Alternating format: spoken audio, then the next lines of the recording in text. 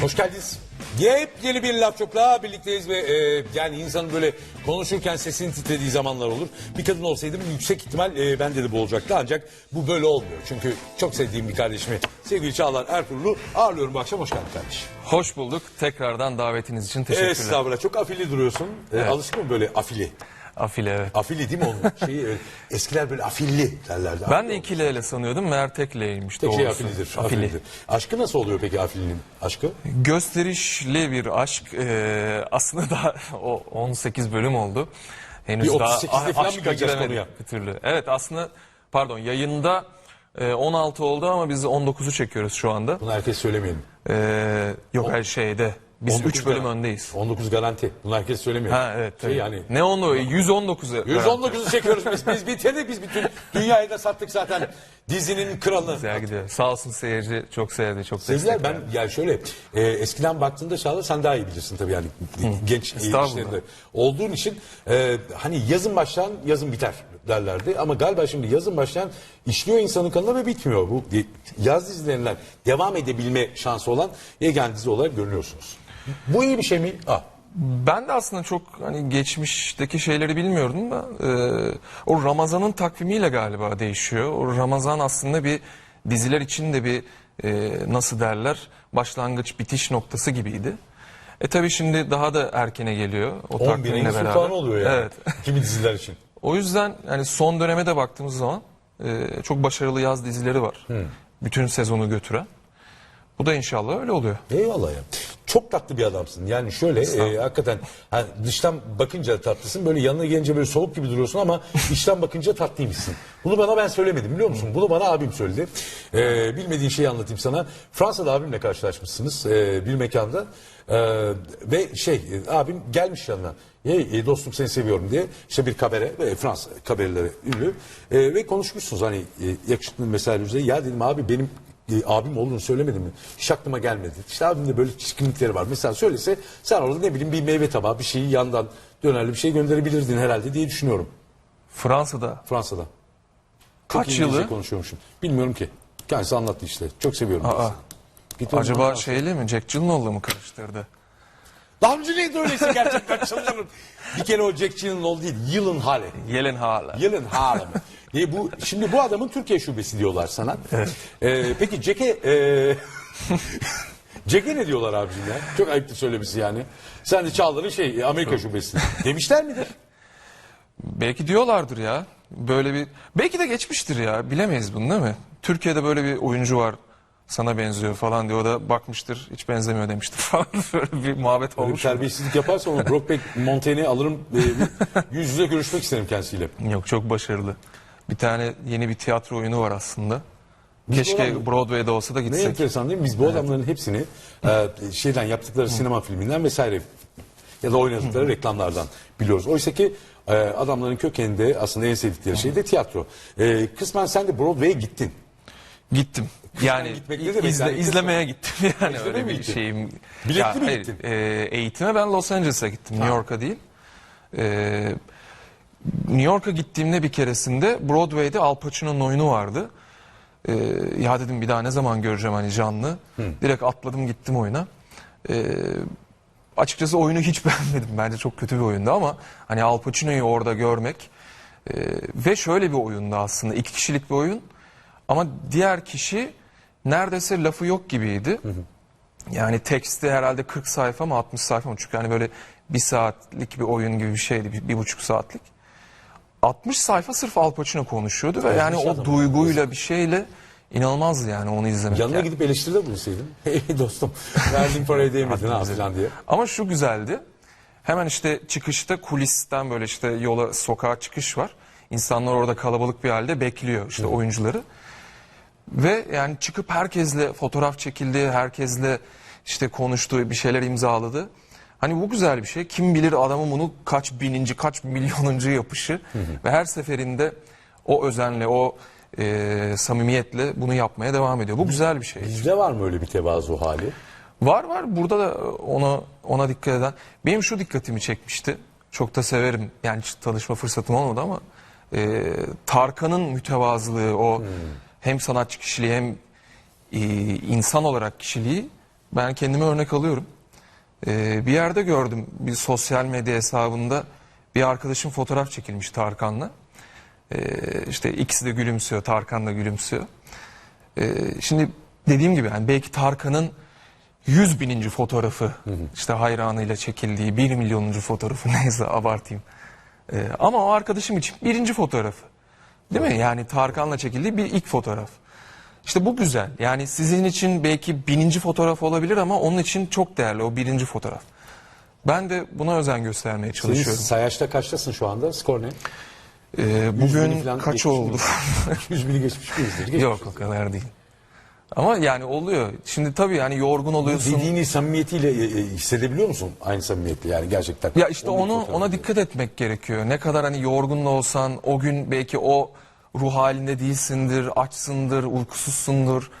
Ama dediğim gibi o şeye dikkat etmek gerekiyor. İşte onun için ilk olacak, ona hani özen göstereyim gibisinden. Dağdan şehre indiğinde hiç kariyerinde böyle bir yolda yürümek var mıydı yoksa başka şeyler mi düşünüyordun? Açıkçası dizi çok benim hayalim değildi başta. Öyle bir hedefim değildi, daha doğrusu öyle söyleyeyim.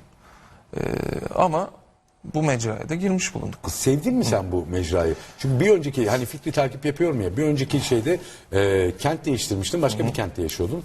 Böyle de güzel bir karar almıştın. Sonra alkışladım ben seni falan yani. O devam etti. Sonra kente bir şekilde geri dönme zaman zaman insanı şey yapmıyor mu? Gelmiyor mu? Aman tanrım yine başladım. Ha, ikinci seferi diyorsunuz. Evet, doğru. Tabii. O zaman da konuşmuştuk değil mi? Döviz yükselmişti falan. Amerika'da işler zordaydı falan. Yani en son Fazilet de çok sevildi. Ben de sevdim.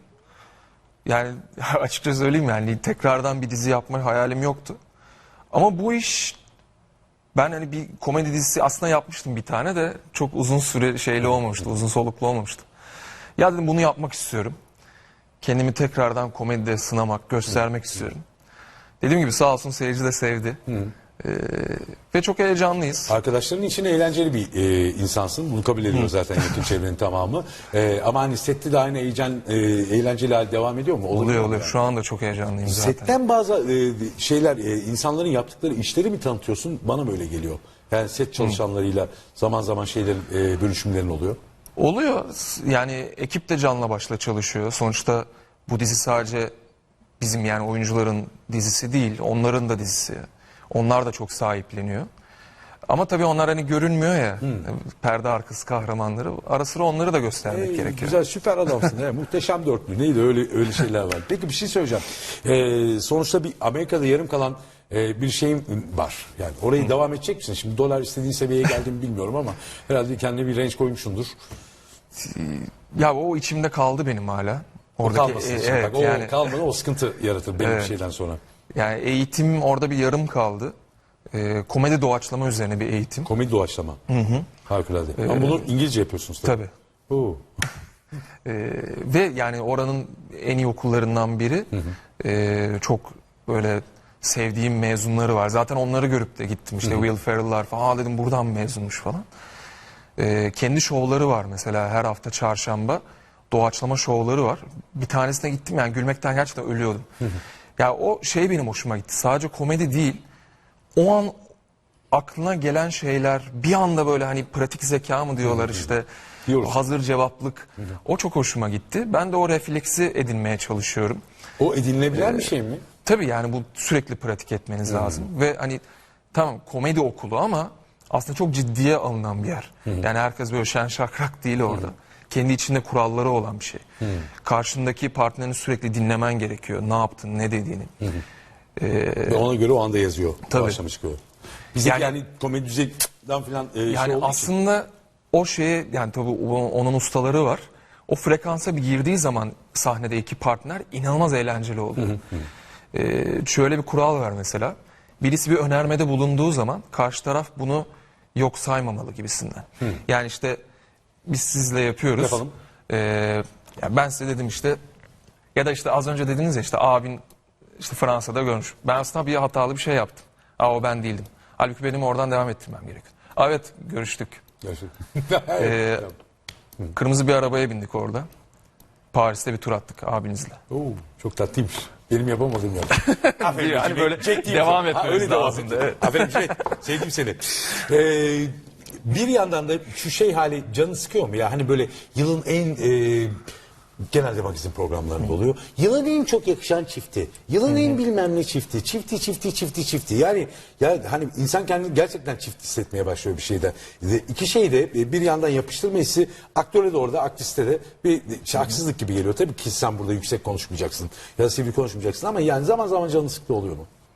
Yo, bu güzel bir şey. Yani çift derken tabii ki hani karakterleri kastediyorlar. Karakterleri Yani kastediyorlar da ondan sonra bir içselleştirme hali var. İş karakterden Yani- çıkıyor bambaşka yollara gidiyor ya. öyle görmek isteyenler de oluyor. Sen biraz daha yukarıda olduğun için, uzun olduğun için oradan nasıl gözüküyor? O yüzden ben soruyorum. Bilmiyorum yani, gurur veriyor aslında çünkü demek ki diyorum yaptığımız iş sevildi bir şekilde. Ve hani insanlara da geçti buradaki kimyamız. O bakımdan gurur veriyor, sevindirici. Tabii ki bu hani sadece dizi tarihinde, yani Yeşilçam tarihinde de büyük çiftler var aslında. Hani onların zamanında sosyal medya yoktu tabii ki. Tabii yani. Hani O böyle yüreğe yazılıyor. Ha, böyle şeyler. yani- Yürekten selfiler var. Tarık Akanlar, işte Gülşen Bubikoğlu, Tabii işte, abi. Düşünsene Kadirina Türkan Şoray. Kadirina Ayırabiliyor Türkan musun Şoray, yani? yani büyük bir hani orada da tabii daha sonrasını işte Bergüzar Korel, Halit Ergenç falan. Şimdi Yani geldik sana mesela hani senin Türkan Şoray'ın kim olurdu? Hiç düşündün mü? Yani öyle bir karakter yapıştırması. ben Burcu'da onu gördüm aslında. Başta da hani hasta esnasında. Rahat ol abimiz geliyor. Sumo güreşi yapacağız şimdi? Birazdan İkinci bölüm. Şuraya çıkıyorsunuz, yiyoruz. Allah yapıyoruz birbirimize. Gördün yani Burcu'da o Ya şey evet, var. çünkü Ayşe karakteri Afile Aşk dizimizde bir mahalleli, yani böyle işte nasıl diyeyim, hani öyle sakar şey kızı gibi değil de daha böyle ayakları yere basan, aslında abilerinden kurtulmak isteyen, bir şekilde o baskıdan kurtulmak isteyen bir karakter. Yani Türkan Şoray'da da böyle bir sert bir kadın bakışı vardır ama aynı zamanda da romantik de bakabilir, sevimli de olur. Yani o çok tabii usta bir oyuncu. Burcu'da da o fiziksel anlamda da, hani oyunculuk anlamında da bence var o. Senin de şansın kızlardan gidiyor. Biri Güneş'in kızları, ötekisi Fazilet Hanım ve kızları. Vay arkadaş ya. Bir gün bilmem neyin oğulları diye bir şey yapacaksın, bir dizide oynayacaksın. Bugün repo günün diyor, haftanın 6 günü çekim yapıyorsun ve açıkçası hani bu gece atladın ve konuğum oldun. Yani son bir şey söylemek ister misin? Manşetlere bağlayacağım çünkü. Tekrardan davetiniz için teşekkür ederim. Hastasıyız ya. Abimle de geleceğiz, rahat ol. Abinize de buradan selamlar. Bakalım manşetlerde neler çıkmış.